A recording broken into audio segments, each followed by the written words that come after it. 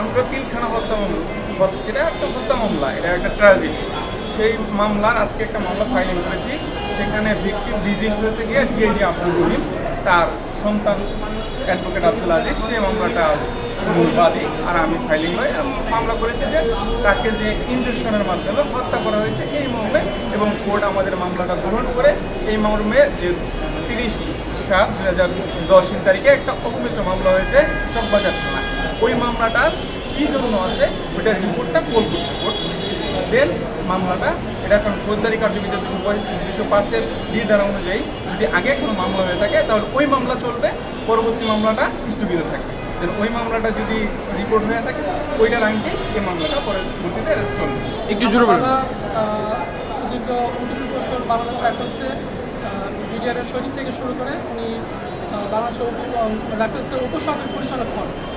তো বিডিআর দরবার হলে আমার বাবা ওই দিন উপস্থিত ছিলেন, এবং উপস্থিত থাকার পরে ওই ঘটনার প্রেক্ষিতে আমার বাবাকে প্রথম হত্যা করার চেষ্টা করছিল কিছু মানে অপরিচিত সৈনিক, যাদের বিডিআরের পোশাক ছিল কিন্তু আমার বাবা ওনাদেরকে চিনেন না।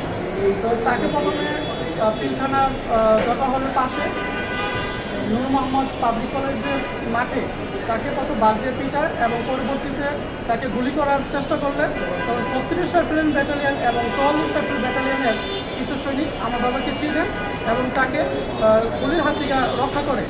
তৎকালীন বিডিআরের sector commander general lieutenant colonel Aziz, তার পরবর্তীতে তিনি বিডিআরের ডিজি হন, তারপরে সেনা ডিজি হন, মানে মেজর জেনারেল আজিজ আহমেদ আমাকে এবং আমার মাকে দুতলায় ডেকে নেন জুলাই মাসে, যে আমার বাবাকে যখন রাজসাক্ষী হয় আমরা যখন তাকে বুঝাই, আমাদেরকে বিভিন্ন রকম প্রলোভন দেখায় যে তোমাদেরকে বিদেশে সেটেল করে দেওয়া হবে, যদি তোমার বাবা এই মামলায় যদি সাক্ষী দেয় তাহলে তিনি খালাস পাবেন,